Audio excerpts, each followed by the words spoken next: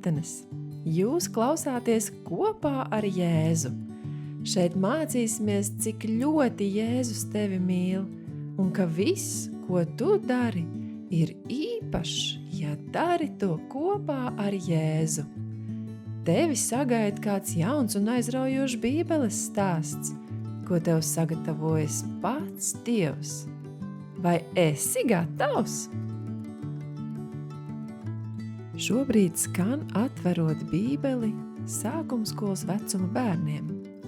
Šis būs A gada 1. ceturkšņa Mans mīlošais Dievs 1. nedēļas lasījums. Lasām Bībeles stāstu pirmdienai.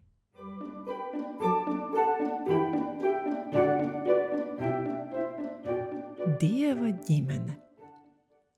Esmu atšķīrusi 7. lapusi. Vai attēlā jau redzēji spožo gaismu, kas nāk no Dieva troņa un eņģeļus apkārt?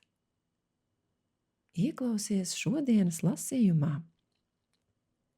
Dievs ir tik varants un spēcīgs, ka mūsu prāts nekad nevarēs saprast visu, kas par viņu ir jāzina, pat tad, kad mēs nonāksim debesīs.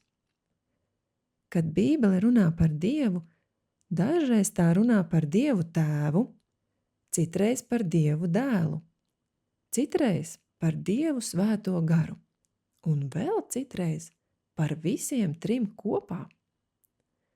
Kopā to sauc par dievību jeb trīsvienību. Tās ir 3 personas, bet viens Dievs. Viņiem visiem ir vienādas īpašības. Viņi visi ir mīloši un vienmēr strādā kopā. Viņi vienmēr ir bijuši un vienmēr būs mūžīgi. Ir tik daudz īpašību, kuras raksturo Dievu Tēvu. Piemēram, mīlošs, svēts, žēlsirdīgs un taisnīgs. Viņam ir daudz dažādu vārdu, kuri mums palīdz iepazīt to, kāds viņš ir. Viens šāds vārds ir Elohim, kas nozīmē varenais. Vēl cits ir Elion, kas nozīmē visaugstākais. Dievs Tēvs caur savu dēlu Jēzu parāda mums, kāds viņš ir. Lai gan Jēzus patiesi ir Dievs, viņš kļuva par cilvēku, lai atdotu savu dzīvību par mums un izglābtu.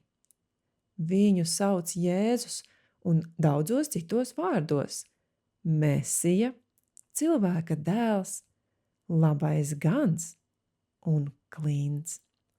Viņš ir arī mūsu tiesnesis un mūsu ķēniņš, kas nāk.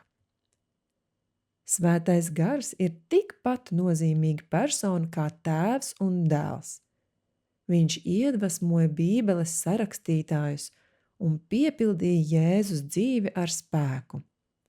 Tēvs un dēls sūtīja Svēto garu, lai viņš vienmēr būtu ar mums, un viņu sauc arī par palīgu vai mierinātāju.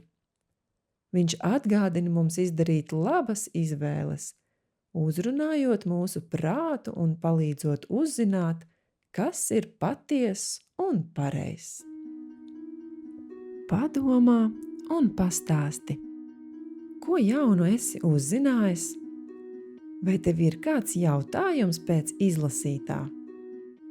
Vai zināji, ka Bībelē ir teikts, ka mēs esam Dieva bērni? Par to lasīsim Jāņa 1. nodaļas 12. pantā. Bet cik viņu uzņēma, tiem viņš deva varu kļūt par Dieva bērniem, tiem, kas tic viņa vārdam. Iedomājies, cik brīnišķīgi būs kādu dienu redzēt Dievu.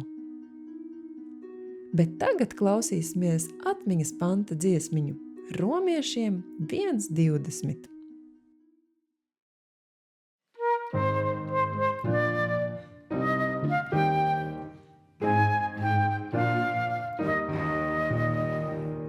Kopš pasaules radīšanās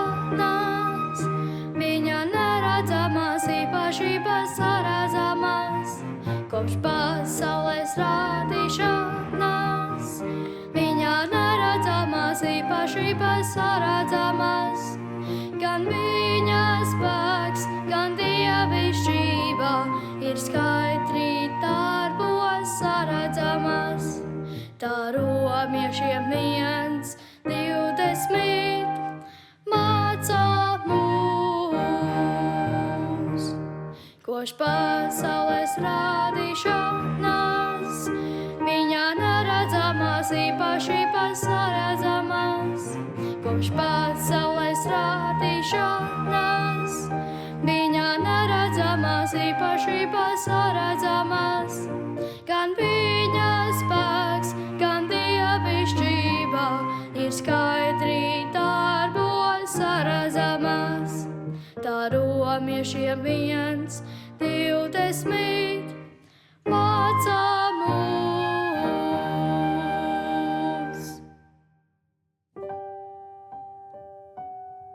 Laiks lūgšanām.